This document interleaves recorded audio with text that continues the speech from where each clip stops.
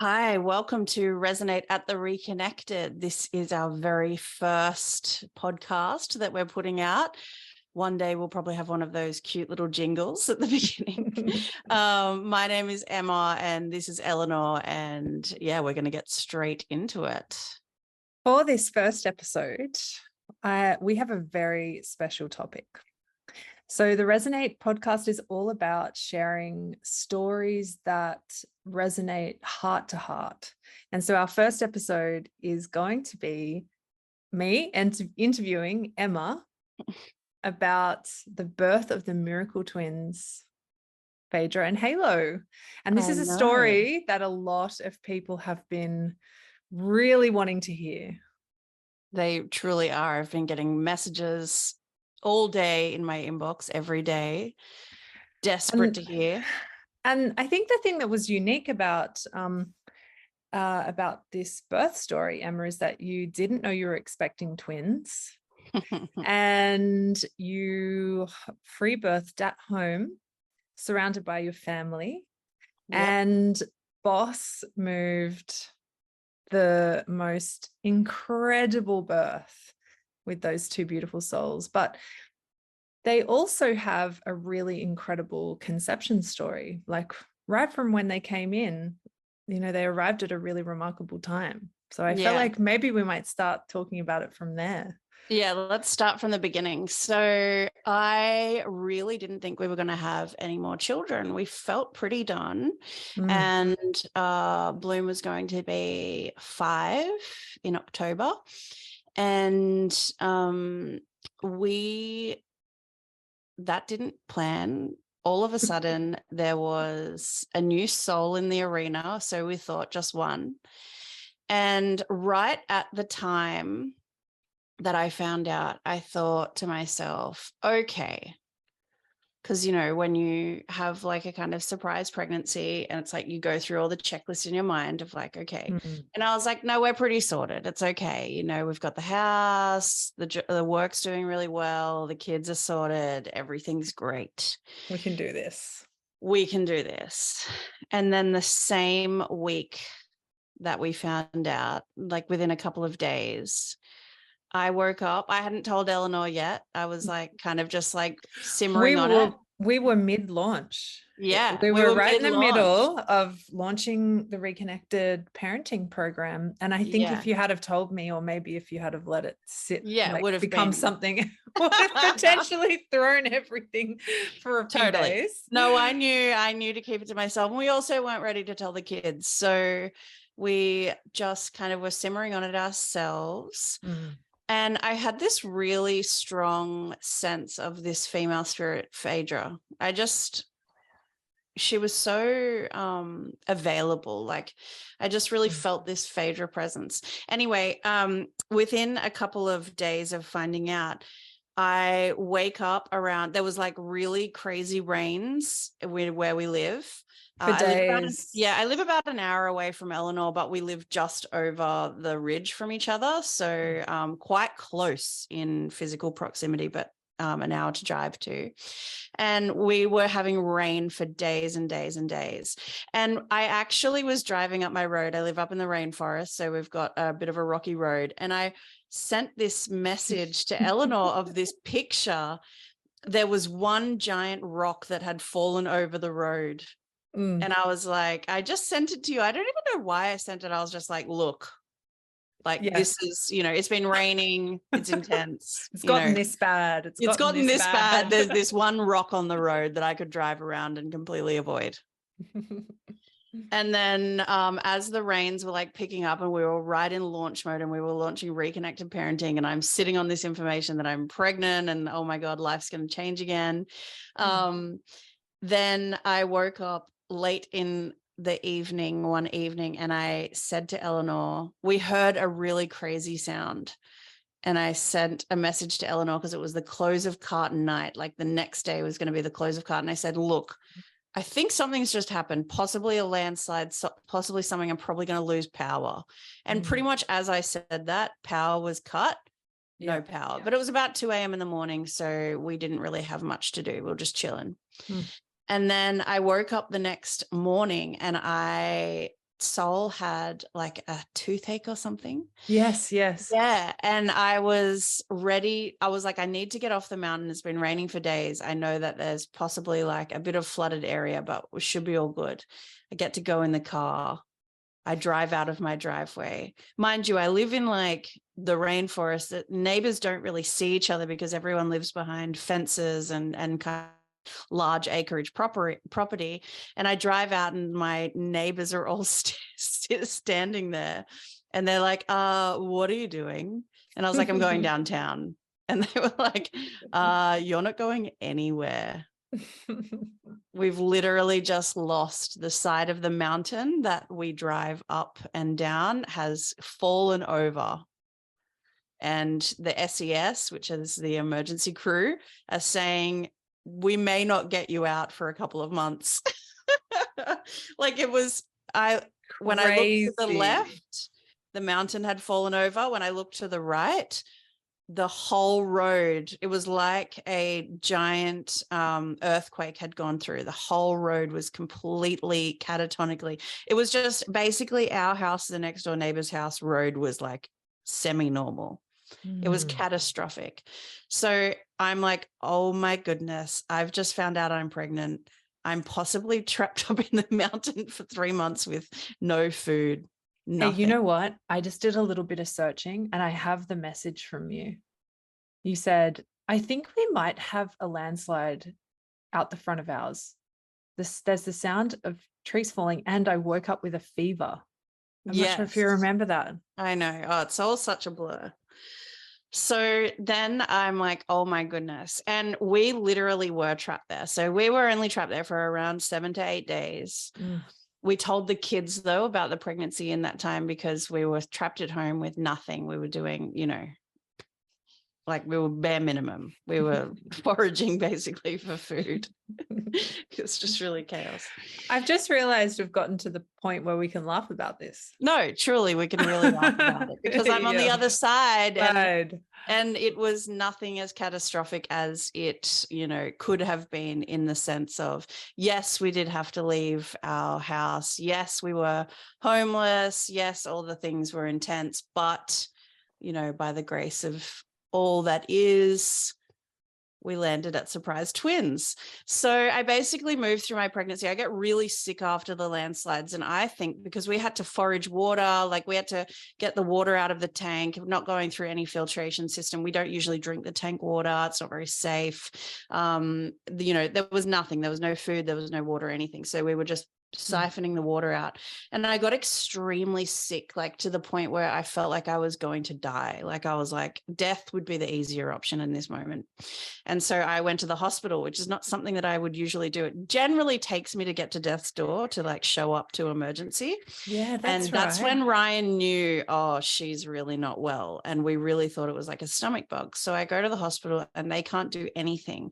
And there's actually so many people in there being really sick because the water was so polluted. Everyone was really ill, like it was gastro everywhere. So I just really like choked it up to being that. But I stayed sick for weeks. I was so sick. I was vomiting all the time. I was like beside myself. We were homeless, living at a friend's place. Like it was really just the craziest time. It was really intense. It was just really intense.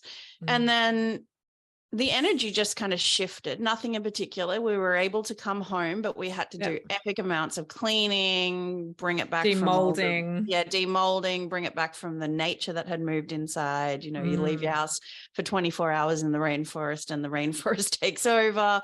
So it was just generally kind of months of cleaning and excavating and doing all this stuff. And I really just felt this spirit Phaedra. I just felt that there was possibly a girl, but there was no real discussion around going to a midwife or anything. Nothing had landed even talking about the pregnancy and the birth because we were just coming out of this really epic experience of having a proper natural disaster, being made homeless, just the kind of shock. We climbed out of the landslides with the kids, they couldn't bring anything but a backpack. Like it was just really it takes months in that situation to just kind of find your feet again. Yeah. And to come out of survival. Yeah. I mean, to ask I remember sometimes you saying when people would ask you, where are you going to give birth? Is your midwife going to be there? It was like blank faced. Yeah, it was just like, oh, I'm just you so couldn't not. even go there to think or plan about it. No, I was so not. And also I had given my other three, I've had only home births, but my other three had the same midwife. Same two midwives, actually. And they live in the Blue Mountains, which is about 10 hours away from us. So this whole area was really in absolute chaos. Like there was something around about 50 to 100,000 people made homeless. Like it was just real. There was no time for planning things. Like, it was just really crazy. And it was far enough away. It was like a period of time where when you're in survival, you really just focus on the next thing that needs to be done and the next thing that needs to be done. And it was way off in the future. Way off in birth. The future. Yeah. And I'm guessing that you had already, from having 3 beautiful home births, a sense of trust in the process of birth and knowing that you could make the decisions absolutely in the future. Yeah. And also I have the benefit of being very close to birth workers. Some of my best friends are birth workers, free birth workers. So it's kind of around me, and I definitely do have a lot of trust in birth because of my 3 good home births. So yeah, it just wasn't at the forefront of my mind, but I was just really connecting to this spirit. And it's so funny looking back because I could feel this spirit, Phaedra, and I was like, okay, there's this girl and it's Phaedra, but I didn't want to say girl all the time, even though the kids were like, it's a girl, it's a girl, it's a girl, because, I was like, oh, if, they come out a boy, I don't want to be, I don't want them to have that birth imprint. Anyway, but I kept saying, and I kept tuning into this secretiveness. I was like, this baby's really secretive. It doesn't even want me to talk to people about like pregnancy and birth. And you didn't want to talk about it. I didn't talk about it to anyone. I was really just in my own world, communicating with what I thought was one baby, feeling this real sense of reverence around the secrecy that it wanted. I felt the sick because I'm not very secretive. Like I'm quite open, but I just felt this real level of secretive and protection come in. Protectiveness. Protectiveness and this sense of like my baby doesn't really want me to talk about the birth or talk about anything. And it felt really out of alignment to create a new relationship with a new midwife or a new birth worker and talk about birth, which I'd already been through. I don't need to discuss all the things. Like it just felt really out of alignment. So I didn't follow it and I was so busy and we were working. And even though I went through those really hard first months, which I can now see was probably birth, having morning sickness from conceiving twins. Even though I thought I was dying from water. I actually ended up having a really vibrant pregnancy. I felt really vital. I went and did my level 2 Kundalini yoga training. I did lots of stuff. Like I was really quite active, quite in it. We launched super creative right up into super creative. Holding a team. We ended up hiring, like 5 new people over the year. 6. And, just was really kind of really there and really going. So what part am I up? I'm up to. You're up to, well, you know what I'm really curious about while you were speaking is that one of the things that jumped out at me was your intuitive sense was you had this relationship with your midwives who supported you through the 3 other births, but you had a strong sense that it didn't feel right to just establish a new relationship. And so I'm just curious about whether it was a conscious decision to free birth or whether you were kind of on the fence, or if you thought about having your other midwives, but whether that's even possible, or kind of what the process was like for you. Whether there was too much going on. There was too much going on. And also one of my dearest friends, Amy Lou, is an incredible free birth doula. So I just kind of was always in conversation with her and leaning in on her trust, frequency, having to have a conversation about it. Like I can just listening to her be at people's births and stuff, like just real trust and real you know, it's just such a nice energy to be around as a pregnant person, because it's, you know, that's what we really want. And so it wasn't necessarily like a really conscious decision, except for Ryan and I just never kind of discussed going to anyone or involving anyone. And then once it kind of got to around like 7 months, Ryan was like, cool, we're doing this on our own, aren't we? And I was like, yeah, I'm pretty sure.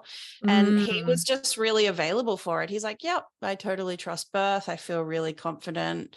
We can do it. And that was pretty much the conversation that we had. Because again, I was really secretive. Like, and not consciously secretive, not like trying to squirrel away and not being open and about how I feel. I just felt really reverent to this energy that didn't want me to be talking about it a lot, and wanted me to stay really safe in my container. It's interesting because, I mean, there's a principle, energetic principle of like, when you're in a creative process, if you speak about it too soon, you can scatter the energy. I felt that so much. Yeah. And in hindsight, you know, when you look at what occurred, imagine if I had, you know, because the very unfortunate reality of twin birth is that it generally isn't allowed to be natural anymore.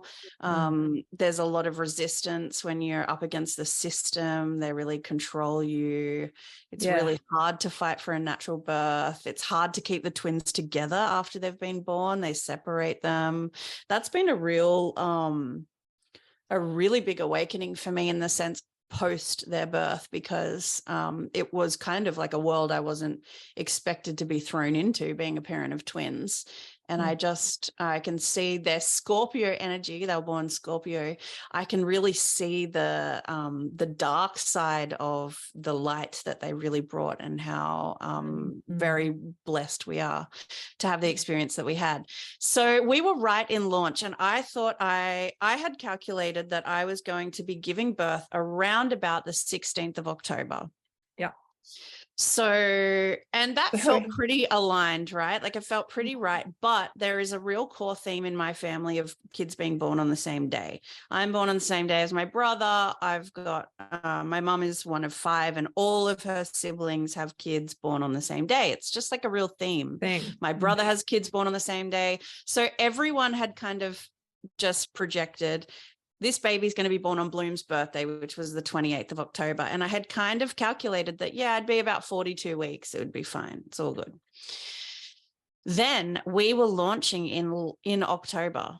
I was going to say, wow, we really cut it fine. We planned to launch for the beginning of October. Yeah. Yeah. But we kind of knew we were going to be set up and it would all be fine. Yep. And you were willing to just step in. It was amazing. And take over. And it was amazing. Yeah. Yeah. It felt so good. It worked out way better because. And your energy was impeccable. So we went into launch, and then, you know, that means then we run Reconnected Parenting for 6 weeks after that. So and that was going to go into November. Yeah. Yeah.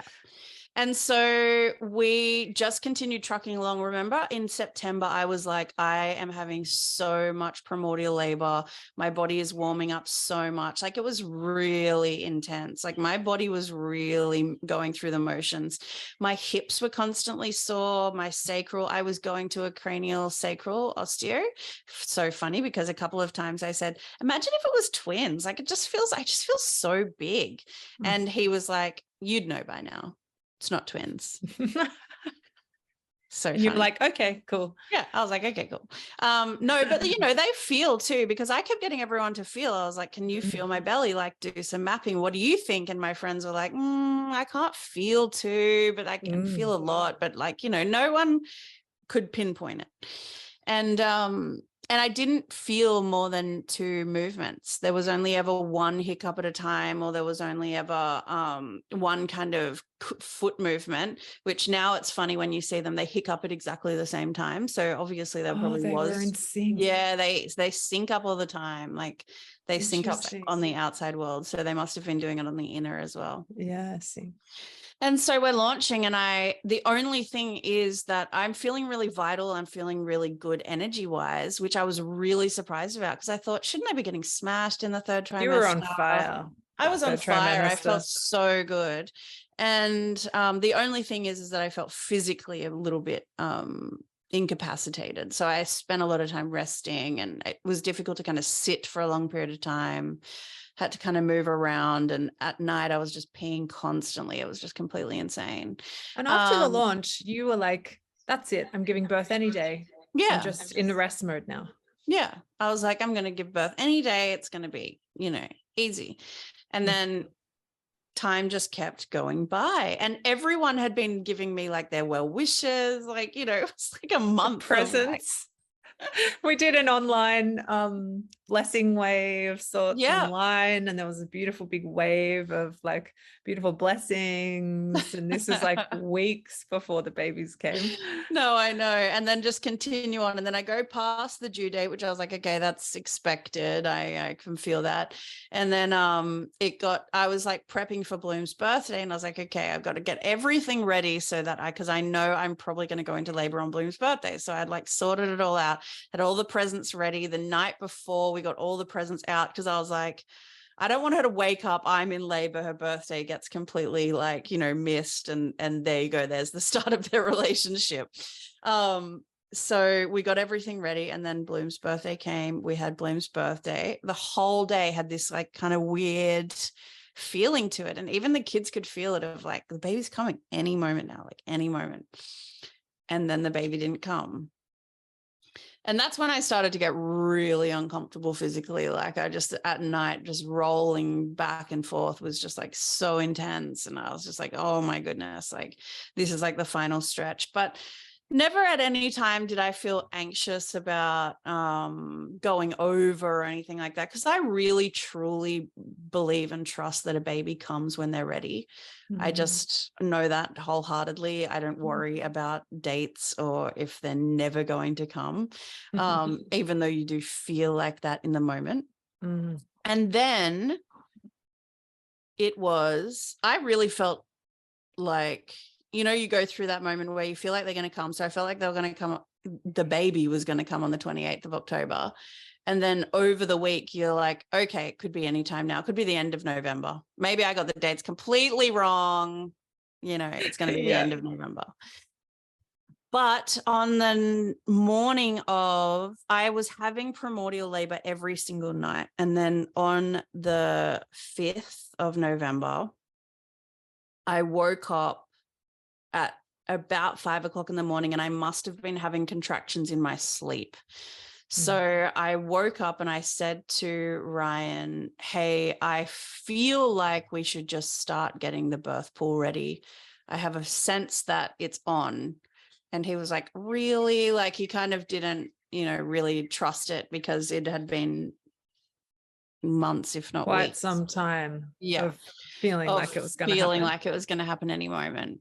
But then around 6 o'clock in the morning, after he had got the birth pool started to go, I felt this bulge in my pelvis, and I leant down and I was like, oh my God, the head's there. Like, I was just like, wow, this is going to be so quick. But then when I touched it, it was bags of water, and they exploded and went everywhere, which I wanted, because I'd never had that with the other 3 births. Their bags didn't break until the baby was born? Like when the baby was born. So I never got that like dramatic, Hollywood gush. And I was really you got your Hollywood, I got it. Hollywood birth.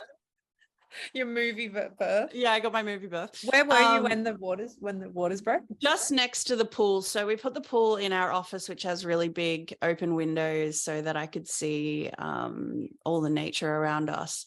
And so when Ryan was filling up the pool, that happened. So then we were like, okay, it's definitely on. So we just kind of potted. I just kind of went into my meditative zone. Ryan just filled up the birth pool, got everything sorted. It took a while for the kids to wake up.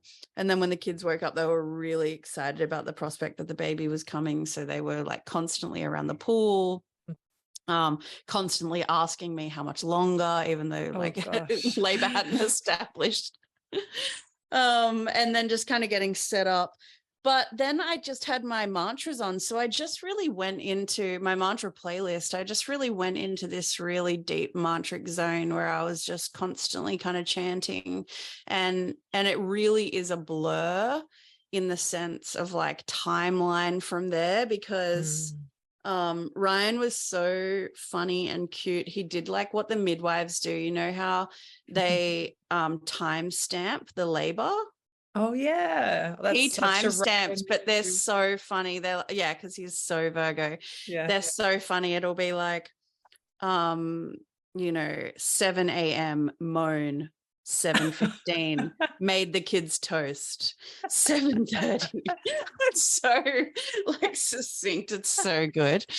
And so he kind of tracked it, but the labor started off fine, and I don't really see labor as pain as such. I feel it's like pressure. It's like riding into pressure and just being with the breath. And the more I'm with the breath, the more I can let the pressure move through my body. And I feel really comfortable in that zone. I don't know, like it's just all my kind of previous life experience, even plant medicine, my breath work practice has really landed me in a space where I can tolerate a lot in those moments, and I can just go into them and trust that I'm going to move through to the other side. And experience it as productive is what that sounds like. Yeah. And so I felt good. But the thing that was different with this one was I was getting heaps of back labor, and I'd heard about that before, and I knew that you can have more pain, or it can like feel like there's more radiating. So that was happening, and I was like, okay, this is interesting. So I was kind of in this like bit of a mental loop for a while where I was just kind of purging all of these things that I hear midwives saying of like, you shouldn't birth on your back. It's not, it doesn't help the baby, the body, like just all these things. Cause that was where I felt most comfortable, was laying in the pool on my back. To get the pressure, to have pressure on there. Yeah. As soon as I would do that, I would lose the intense radiating pressure that would go up my back. And but then I was having a bit of a mental loop about it at the same time. I was just kind of deconstructing boundaries, what to trust, where the trust point was, the authority point, like, and all those kind of things that we pick up that we don't realize that we're carrying, that can, block us from really leaning into the full trust and surrender that is your body. And one of the core quotes that came up in my pregnancy was, throw yourself into the abyss and trust that it's a feather bed. It's a Terence McKenna quote. And it felt so potent to me at the time when I heard it again in my pregnancy. I felt like, yes, I really just need to throw myself into the abyss. Just got to go there. So that was really what my birth was like as well. And that labor feeling of like, I've just got to throw myself into the abyss. And it means untangling all of those earworms and those things that we pick up from Instamems and birth workers and, people who project all of their stuff about, what can look really strange in birth. Amy Lou was telling me she sees women do the weirdest things in their labor, like, and she's like, you just got to trust it, because it's what their body's needing to do. What I'm remembering, I guess there's also like like our own expectations come in, because all of your other births were really quick, and they were really quick. I remember you saying the pre-labor gave it this feeling like when the baby comes, it's going to be really quick. Yes. And, this is why I don't, even though I chose to free birth and I moved into that space, I don't tell anyone that they should free birth. And I feel it's not my place to tell anyone, because what I realized when I was in the process was, in my other births, I naturally had this let go of a lot of kind of logic, because there were the midwives there. So I could hand over some of my power to be like, if anything goes wrong, you guys are They're holding that. They actually do hold and it is their responsibility. And they're holding expertise. that space. Totally. Whereas when you're free birthing, it is 100% on you and whoever is in that space. So it's just a completely different energy to be working with. And I would never suggest it to anyone who doesn't feel completely and utterly ready and willing to go into that space. So I was completely ready and willing, and so was Ryan. So we could hold it, but it's the very different energetic of having those midwives in the space compared to doing it on your own. So I had to kind of go through this logical process in the labor at the beginning where I was just deconstructing kind of any type of authority or need to like have someone hold it. And, like there was just this kind of process. And I felt like I kept saying to Ryan, I feel like the baby's stuck or something, but it wasn't this panic kind of stuck. It was just like, No. there's something I need to do with my body that is going to help this baby move. Mm. And it was laying on my back in the labor. Like it was like floating, laying on my back, completely Wow. moving my hips in this completely bizarre way that looked like so strange, and what wasn't particularly opening as such, but obviously was doing something to help that feeling, because that was the only thing that I could feel. I was just like, I feel like we're so close, but the baby isn't coming. There's something going on there. Little did I know there were two babies fighting for trying to find a way to get out. So it sounds like it was really different from your other labors. It was so different. And I really think it's just the element of free birthing that was different, because it was more putting me in the role of all of it and not having that person to just dial in and bring. And do I regret that? No, not at all. It was absolutely perfect. But I just like to say that because it's like, free birthing isn't for everyone, and midwives are incredible and they have their place, and birth workers are awesome. And if you need that, do it. Well, even in breathwork, we have an energetic understanding that you don't tell people to do breathwork. You wait for people to come to breathwork on their own, because then there's the readiness and the safety. Totally. And it's the same energy. Yeah. And breathwork doesn't work for people who don't come to it themselves. Totally. Yeah. And it's impossible to keep them, there. Yeah.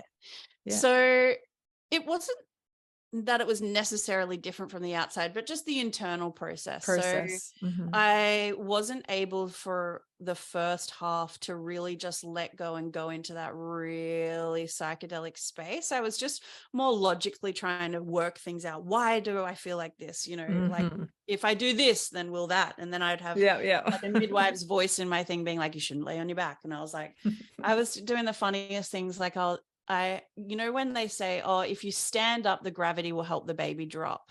And I was like, in my mind, I was like, I've got to stand up and the baby will drop down. And then so I'd kind of get into this position and I'd go to like stand up and get the baby to drop down. And then in my other mind, I'd be like, is gravity even real? Like, this doesn't even feel right. Like, there was just a whole process going on. And then I think just by being allowing that to unfurl without getting panicked and just kind of allowing it to move, in the process. Just engaging in the process. That was able to move and shift. And then I went into a really, really psychedelic DMT-like space. And Ryan was thinking, we've got hours until the baby comes, because I was really quiet and I wasn't in that kind of raw, really zone. Active space. I had been a bit active before, and my neighbors said that they could hear me in labor, but I think when I went into transition, I went into that really deep space. And I had this vision that I reflected on after the labor, but I had this vision in the labor that I was walking over a light spectrum and I had two kids, one either side. But because I was not in my logical brain anymore and I was completely in that absolutely like hormoned out, psychedelic space, I didn't think anything of it. I just thought, oh, I'm walking children over a light spectrum. That makes sense. Well, it does. That makes sense in my psychedelic self. And it wasn't until after they came that, it made all the sense. So anyway, I'm in this really, really, really psychedelic space. And the kids are like constantly coming in, constantly leaving. They're like constantly checking. And Ryan's kind of like making toast, having the kids, checking on me, heating the water up, making sure I've had fluid, writing this adorable timestamp situation. And he's sitting by the pool and he's behind me. And the kids they had set up like a lounge and stuff around the pool. It was like, you know, they were like here for holidays, but they had gone out of the room and they were playing out. And I was completely silent and Ryan was behind me. And then all of a sudden my body, I can't explain it in like logical words, but it's like my body just like opened up and outshot Phaedra. Like Wow. full fetal ejection reflex, like totally unconscious, totally not present to it, just voom, she was out. Was Ryan And surprised? Ryan was completely shocked. He had to run around the birth pool, scoop her up. She shot out and down. She was like, you know, floating down the bottom of the birth pool. Like, Wow. So he went and he scooped her up and she had a short cord. So he tried to put her up on my chest, but she wouldn't reach my boob. And because we had been feeling Phaedra, the girl, we checked her and we were like, it's Phaedra. It's totally Phaedra. Like, wow. Everyone was like super happy. The kids came in. We were just like watching and looking. And Ryan took a video of that moment where I was holding her. And the video only goes for 30 seconds. And it's like, Phaedra, yay, yay, yay. And then the video ends. And I know in that moment, I said to Ryan, I was like, okay, I go, oh, can you take her? I can feel, I thought the placenta was going to come because I could feel like another wave of contraction. And as I moved her off me and handed her to him right there, I looked at my belly and it was fully the shape of another human in there. Like, it's like my whole stomach had collapsed and I could see like the bone, like his spine, like I could see like just the shape of another human. And as I said to Ryan, Ryan, I'm pretty sure there's another one in there. And as soon as I said that, my body just opened up again. It's just like this feeling, like this real opening up, and outshot his legs and his body and torso. And I don't know what happened in that moment. We can't remember how we reacted. Like, we were like, who held what baby where? Like, he must have passed Phaedra back to me, because I remember in that moment, he had his hands underneath Halo's torso, and I immediately said, don't pull him. Don't pull the baby. I don't think I knew it was a him. I said, don't pull them. Yeah. Because the head was just in me. And as soon as I said that, my body opened again and boom, outshot his head. There was no logic to any of it. There was no move this way, do that. Like, it was just fully in the moment surrender. And then he came out, and because he was breech foot, I think they call it footling breech. Yeah, when they come out foot. He was blue and he was not really landed. He was like not here yet. So my instincts just took over immediately. I grabbed him, I pulled him up, I opened up his mouth, I sucked out whatever was in his mouth. There was like a kind of fluid. I flipped him over onto his stomach and I rubbed his back. And when I started to do that, he started to cry and he started to land in his body and he started to come in here. And that was just when that whole situation is such a blur, because then I was just holding two babies. And I think all of us were just in so much shock. Atlas said he had to go outside, have a drink and sit down. He's like, I just needed to go have a drink and sit down. What was that moment like when you and Ryan looked in each other's eyes after Halo came? We were just shocked. Like, it's so funny. Like, I just don't even remember. It was like as if, because Ryan had, the funny part of it is Ryan had been saying, what if it's twins? What if it's twins? And he'd said we have a cafe, one cafe where I live. And he'd said to the girls who run the cafe, what if it's twins? And then so whenever I'd go there, everyone would be like, but what if it's twins? And so I came home one day and I said, Ryan, stop saying it's going to be twins, because it's not. I can't feel two in there. And it's really annoying me. There's nothing worse, because already people are constantly asking pregnant people, is it twins? You know, like, it's just like a constant. So it's really draining. Yeah. And then so when it happened, I think Ryan was just like, I knew it. I knew there was another one. And it's funny because we didn't have any other name other than Phaedra. But the day before they were born, I said, if it's a boy, let's put the name. I like the name Halo. I think that's a cool name. And maybe because I was struggling to find something that would go with Phaedra, because we were feeling that even if it was a boy, we were going to call him Phaedra. And in my labor on my playlist, the song from Sunii, Halo, came on and was playing. And Ryan in that moment thought, I wonder if it's twins. I seriously wonder if there's another one in there. And then so as soon as Halo landed and was on my chest, Ryan said, Halo, it's Halo. And that was his name. It just instantly came in. And it's so funny because that secretive feeling that I had carried this whole time was him and this secretive twin. And he was hiding. He was hiding. So amazing. So I had the feeling that we were going to do a lotus birth. That's what I was going to plan to do, which is where you keep the umbilical cord attached to the placenta until it naturally drops off. But so I gave birth. When did the placentas come? Yeah, so people want to know this. So I gave birth to Phaedra. She came out head first, shot into the water, crying, completely pink, totally available, very ready to be here. Halo came 3 minutes later, footling breech, backwards, a little bit blue, took him a bit of a moment to like land. Then I was like, okay, I need to go to the bed. It was so funny because the bed that Ryan had set up for me when he knew that I was going to need to leave the pool felt like a really short distance, especially if you just have one baby. And then when I had two on my chest, a placenta in a bucket, he was like, all of a sudden that feels like so far away. To. So we somehow managed to get there. I'm telling you, it's all such a blur. But I'm sitting there and then I start to feel the contractions. And so I say to Ryan, hold the babies, because they were just attached to me with both cords coming. And then the placenta came and it looked like it was just one placenta. It was just like a whole placenta that came.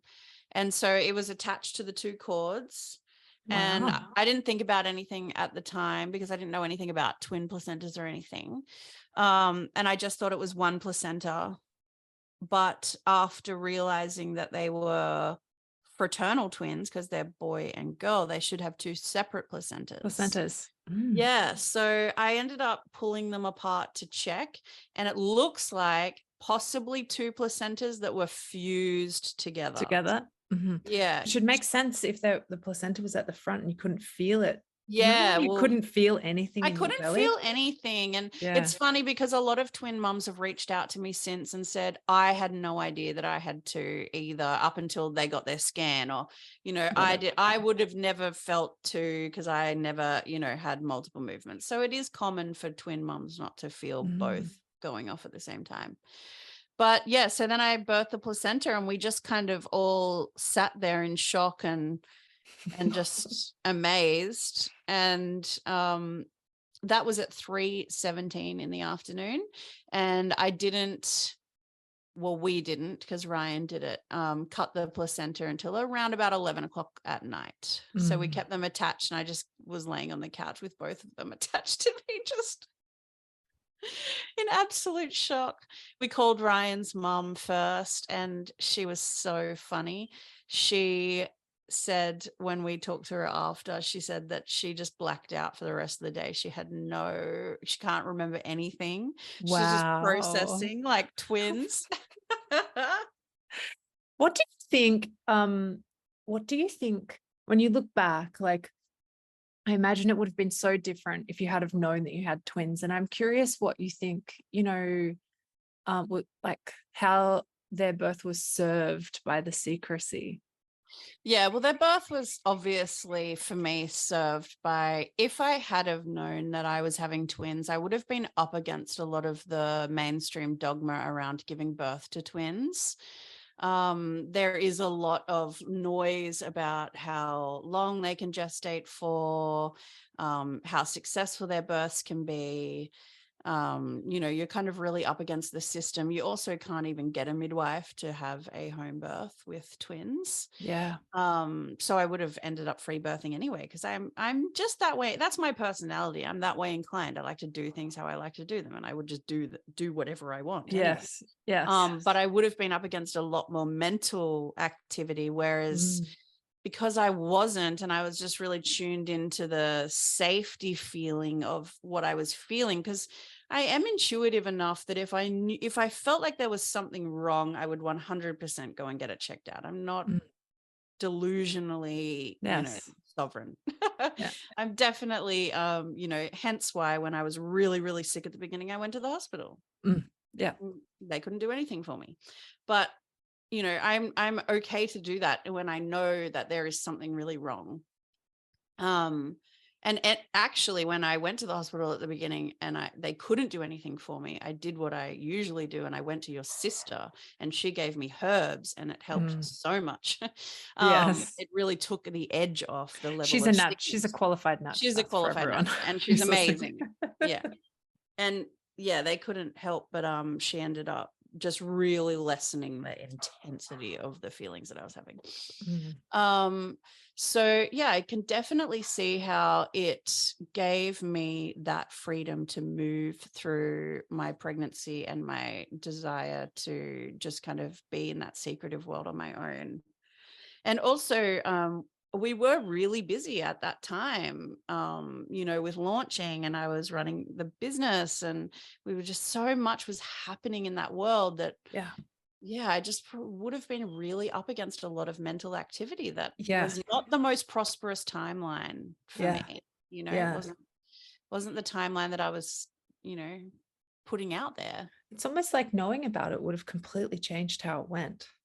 I really feel, I would have at least been a lot more in my logical mind, especially when Halo came out, Breach, because I was not thinking that there was another one. I wasn't worried about them being Breach. I wasn't worried about anything going wrong. So there wasn't a moment in that situation where I was in my logical mind. I was still in that very psychedelic, trusted space that throw yourself into the abyss and discover it's a feather bed. I was in that space when he came. So it didn't feel dramatic. It didn't feel chaotic.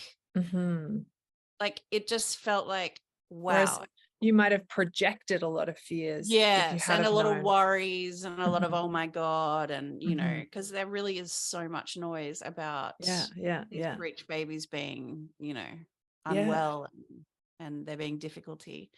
And, the other thing I've been thinking about is I'm curious, because they say that the birth that we have gives us the tools we need to parent the babies themselves, like who they are. And you're so intuitively connected to their spirit and this, even though one of them was hiding, you were picking up a lot of information about them a lot of the time, or you're very attuned to what they were needing or wanting a lot of the time.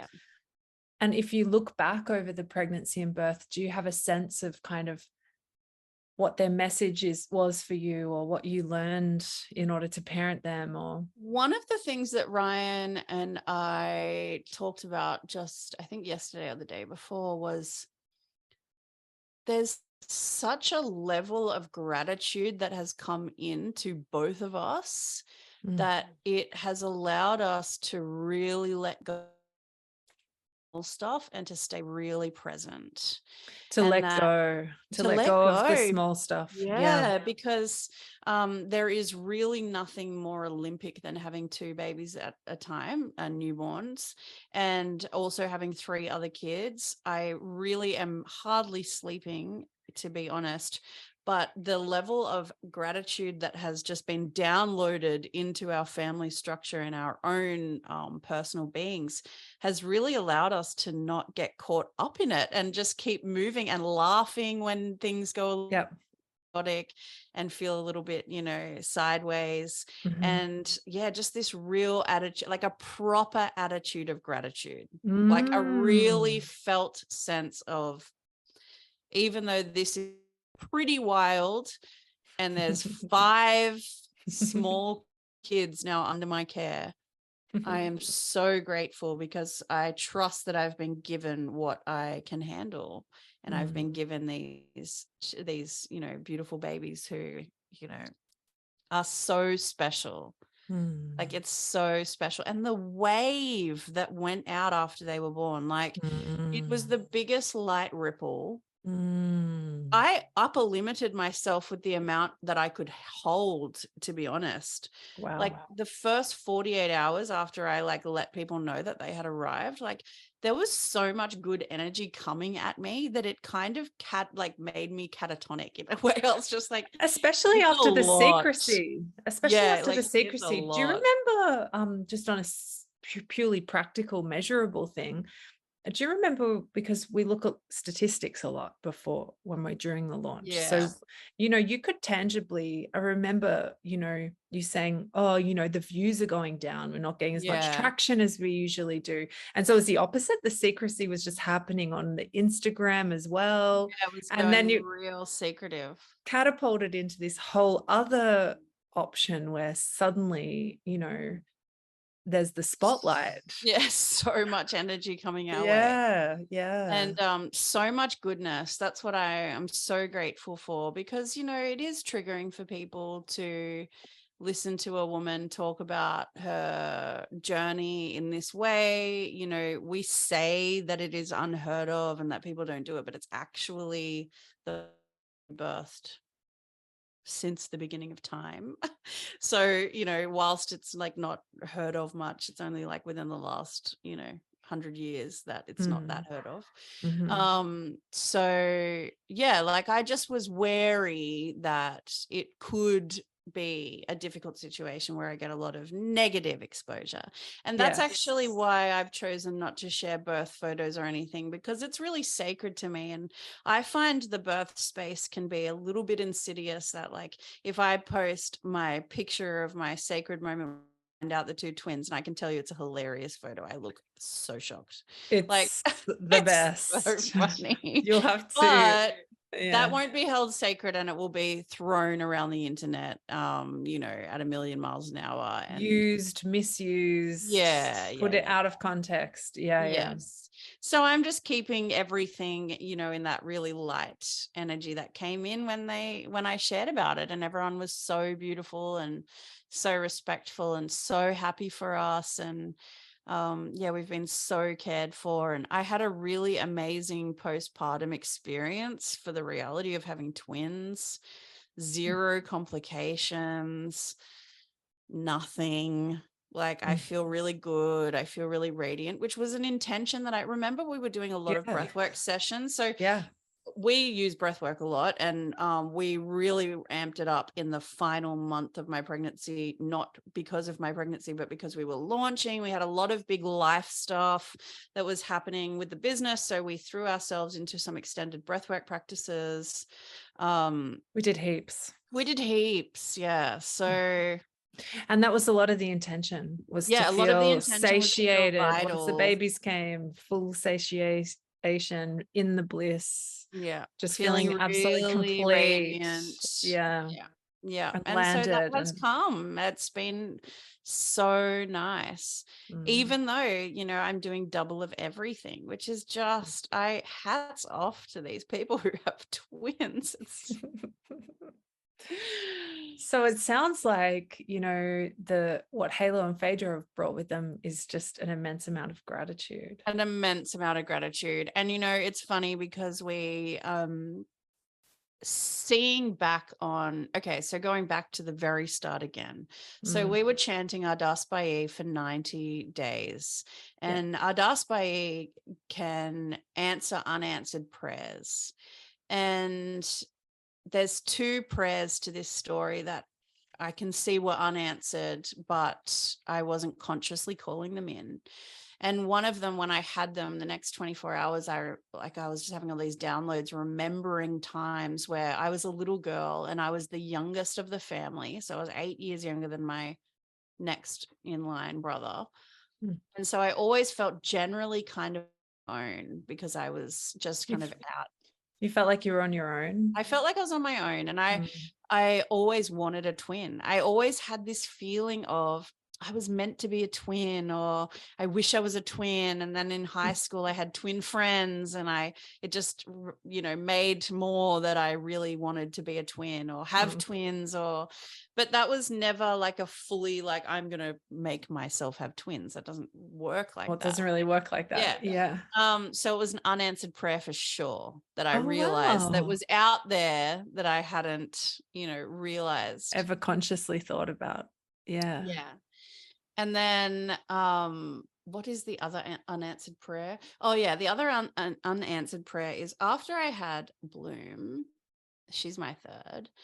We saw there was a Chinese man, and we were talking about Chinese astrology, and he listened to all of our astrology, like all of our animals that we are.